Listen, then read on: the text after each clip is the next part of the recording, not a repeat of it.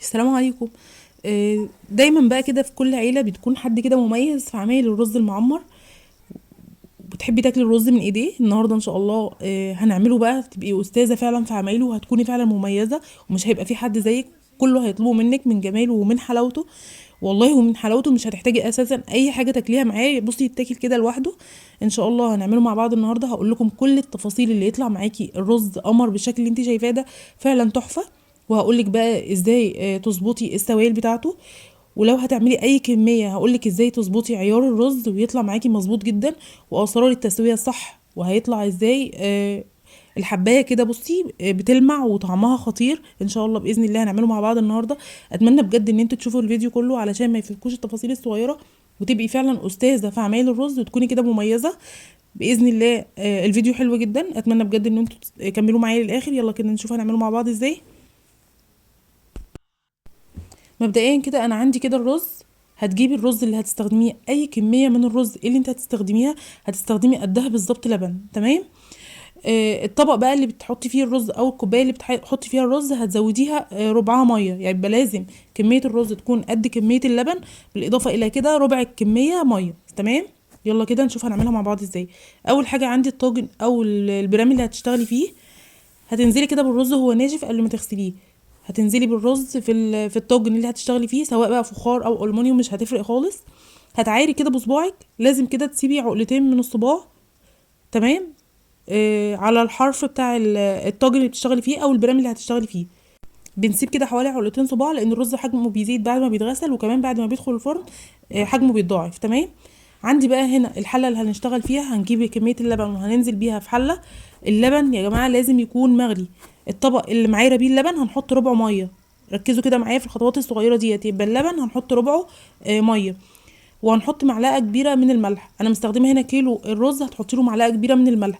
شوفي بقى انت تظبطي الملح على حسب ايه ما بتحبي. تمام. هندوب كده اول حاجه الملح مع اللبن ومع الميه، وهنرفعه كده على النار لازم يغلي. وهننزل بقى كده في طبق عميق، وهننزل بكميه الرز اللي هنستخدمها، وهنغسلها كويس جدا وهنصفيها كويس من الميه. هنجيب بقى كده الطاجن الفخار، بيبقى حلو جدا وطعمه حلو جدا، بيخلي الرز طعمه تحفه. هننزل كده الاول بالزيت. لازم تحطي كده حوالي معلقتين كبار من الزيت علشان الرز ما يلزقش منك في الصينيه اللي بتشتغلي فيها او في الطاجن اللي بتشتغلي فيه. وهتنزلي عليهم بمعلقتين كبار من السمنه، وعليهم معلقتين كبار من السمنه البلدي. طبعا اي نوع سمنه متوفر عندك، لو مش متوفر عندك سمنه بلدي هتستخدمي سمنه نباتي. وعندي بقى هنا معلقتين كبار من القشطه او وش اللبن. طبعا احنا عارفين ان الرز المعمر لازم يكون نسبه الدسم فيه عاليه، يعني هتظبطي الماده الدهنيه او اللبن بتاعك يكون دسم كده، هيديكي احلى طعم للرز. عندي هنا بقى الرز بعد ما غسلته كويس جدا وصفيته من الميه.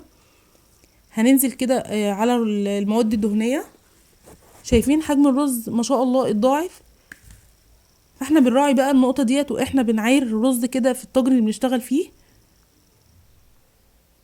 وعندي بقى كده اللبن لازم يكون مغلي، ما ينفعش اللبن يكون بارد، لازم اللبن يكون مغلي. والفرن يكون سخن جدا. وهقولك بقى لو انتي بتسوي في فرن البوتاجاز هتسويه ازاي. لو بيشتغل الشوايه لوحدها والفرن لوحده، هندخله دلوقتي على فرن سخن جدا. لو انتي عندك الفرن بيشتغل الشوايه لوحدها والفرن لوحدها، هتشغلي الشوايه وهتحطيه تحت الشوايه كده حوالي ربع ساعه. اول ما يغلي كده وياخد الوش هتطفي الشوايه وهتنزلي بيه على صاج الفرن من تحت خالص. اول بقى ما ياخد الوش كده وتلاقي بدأ يغلي معاكي بالشكل اللي انت شايفاه ده، مش هتهدي النار ولا هتيجي جنبه، هتسيبيه كده يغلي لحد ما يشرب كده كمية السوائل. اول ما يشرب بقى كمية السوائل هتهدي النار بقى عليه نقط. بياخد كده حوالي من ساعة لربع ساعة في الفرن، وما بيحتاجش بقى كده سوائل خالص. وبتختبريه كده كمان وبتشوفيه لو احتاج شوية سوائل بتزودي له رشة مية كده صغيرة. وده شكل الرز القمر بتاعنا بعد ما طلع من الفرن، والله العظيم تحفة. اتمنى بجد ان انتوا تجربوا الرز بطريقتي، وما تفوتكوش بقى التكات والتفاصيل الصغيره اللي اتكلمنا عليها في الفيديو. اتمنى بجد ان هو يعجبكم. متنسوش بقى تضغطوا لايك عشان الفيديو يوصل لاكبر عدد من الناس. ولو اول مره تشرفوني في القناه اتمنى ان انتوا تشتركوا معايا وتفعلوا الجرس، واستنوني فيديوهات تانية كتيره. والسلام عليكم ورحمه الله وبركاته.